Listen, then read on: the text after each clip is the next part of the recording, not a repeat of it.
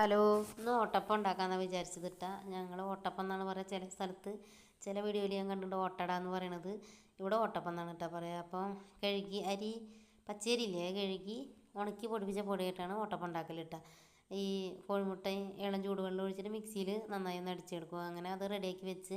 അപ്പോൾ ചട്ടി മയക്കണത് ഞാനൊരു ചേച്ചിയുടെ നിന്ന് ചട്ടി മേടിച്ചത്, വീട്ടിലേക്ക് കൊടുന്ന് ഉണ്ടായിരുന്ന ഒരു ചേച്ചി ചട്ടി.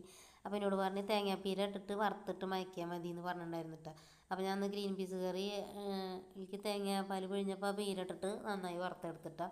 അങ്ങനെ ഇറക്കി വെച്ചിട്ട് ചട്ടിയൊക്കെ ചൂടാറിയതിന് ശേഷം ചട്ടി നന്നായി കഴുകിയിട്ട് ഓട്ടപ്പം ഉണ്ടാക്കാൻ വേണ്ടിയിട്ട് അടുപ്പത്ത് കൊടുന്ന് വെച്ചിട്ട്. അപ്പോൾ പിന്നെ നന്നായിട്ട് തന്നെ കിട്ടി ഓട്ടപ്പം. നല്ല അങ്ങനെ ഒട്ടി പിടിക്കുക അങ്ങനെയൊന്നുമില്ല, നല്ല രീതിക്ക് തന്നെ കിട്ടി. നല്ല സോഫ്റ്റായിട്ട് തന്നെ കിട്ടിയിട്ടാ ഓട്ടപ്പം. ഞാൻ കുറേ ദിവസമായി ഉണ്ടായിരുന്നു ഉണ്ടാക്കിയിട്ട്. ചട്ടി പൊട്ടിയ കാരണം അത് ചട്ടി മേടിച്ചിട്ട് കുറേ ദിവസമായി. അപ്പോൾ തേങ്ങാപ്പീരുള്ളപ്പോൾ ഓർമ്മ ഉണ്ടാവില്ല മയക്കാൻ. അങ്ങനെ മറന്നിട്ടൊക്കെ ആയിട്ട് ആണ് വഴുകിയതിട്ടാ. എനിക്കിഷ്ടമാണ്, ഇവിടെ എല്ലാവർക്കും ഇഷ്ടമാണ് ഓട്ടപ്പം. അത് അധികം മെഴുക്കൊന്നും ഇതിന് വേണ്ടല്ലോ ഒന്നും. അങ്ങനെയൊക്കെ ഉള്ള കാരണം പിന്നെ പണി എളുപ്പമായിട്ട് തോന്നലുണ്ട് കേട്ടോ ഓട്ടപ്പം ഉണ്ടാക്കുമ്പോൾ. അങ്ങനെ ഒക്കെ പെട്ടെന്ന് പെട്ടെന്ന് ഉണ്ടാക്കൽ കഴിഞ്ഞ് ഗ്യാസുമ്മ ഗ്രീൻ പീസ് കറി ഉണ്ടാക്കൽ കഴിഞ്ഞ് ചായയൊക്കെ കുടിച്ച് പിന്നെ ഈ അടുപ്പത്ത് തന്നെ ചോറിനും വെള്ളം ഇട്ടിട്ടാ, അരിയിട്ട് നല്ല വേവുള്ള അരി. അപ്പോൾ നേരത്തെ ഇതിപ്പോൾ അങ്ങനെ അടുപ്പത്ത് പണി ചെയ്ത കാരണം വേഗം ചോറിന് വെള്ളം ഇട്ടതാട്ടാ. അല്ലെങ്കിൽ കുറച്ച് നേരം വൈകിട്ട് വെക്കുള്ളൂ. അപ്പോൾ നേരത്തെ വെക്കുമ്പോൾ വേവുള്ള അരി ഇടും, നേരം വൈകിട്ട് വയ്ക്കുമ്പോൾ റേഷൻ അരി ഇടും. അങ്ങനെയൊക്കെയാണ് ചെയ്യാറ് കേട്ടോ.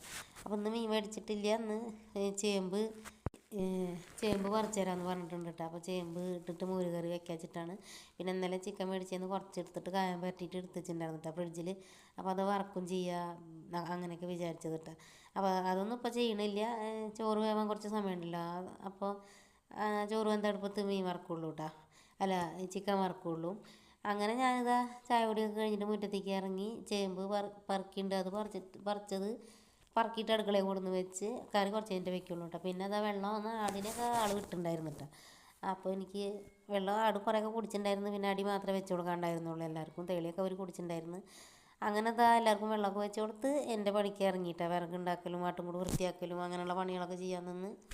പിന്നെ അതാ കുറേ ദിവസമായി ഈ ഭാഗത്തുനിന്ന് വിറകെടുക്കൽ തുടങ്ങിയിട്ട്. അപ്പോൾ ഇന്ന് അത് മുഴുവനാണ്ട് എടുക്കാച്ചിട്ടാണ് കേട്ടോ. എന്നും കുറേശ്ശെ എടുക്കും. അപ്പോൾ ഇന്ന് കുറച്ച് അധികം വിറകുണ്ടായിരുന്നു. അത് മുഴുവനാണ്ട് എടുത്ത് അവിടെ കൊണ്ട് വൃത്തിയാക്കിയിട്ട് അടിച്ച് വാരിയിട്ട് കമ്പി കൊണ്ട് അടിച്ച് വാരിയിട്ട് അവിടെ മൊത്തം വൃത്തിയാക്കിയിട്ട്. ഇനിയിപ്പോൾ അവിടെ അതിൻ്റെ അടുത്ത് തന്നെയാണ് കോഴിക്കൂട്. അപ്പോൾ അവിടെ അങ്ങനെ കുറച്ചിങ്ങനെ ഇപ്പോൾ ഇതുപോലെ ആയി. ഇങ്ങനെ വിറക് കൊടുന്നിട്ടപ്പോൾ ഒരു കച്ചറ പോലെ ആയ പോലെയൊക്കെ തോന്നി. കോഴിക്കൂടിൻ്റെ അടുത്ത് ഞാൻ അങ്ങനെ കച്ചറ ആക്കലില്ല. അങ്ങനെ അത് മൊത്തം അവിടെ അടിച്ച് വാരി വൃത്തിയാക്കിയിട്ട് ഇനി അവിടെ മഞ്ഞൾ നടാച്ചിട്ടാണ്. മോൻ വന്നിട്ട് മഞ്ഞൾ നടാമെന്ന് പറഞ്ഞിട്ടുണ്ട്. അപ്പോൾ ഞങ്ങൾ കട്ടൊക്കെ അവിടെ കൊടുന്നിടും ചെയ്യുക, ഒഴിവാക്കണത് ചണ്ടിയും ചേർക്കൊക്കെ കൊടുന്നിടും ചെയ്യുക. അപ്പോൾ ഇന്നത്തെ വീഡിയോ ഇത്രയേ ഉള്ളൂ. ഇഷ്ടമാവുകയാണെങ്കിൽ എല്ലാവരും ലൈക്ക് ചെയ്യുക, സബ്സ്ക്രൈബ് ചെയ്യുക, കമൻറ്റ്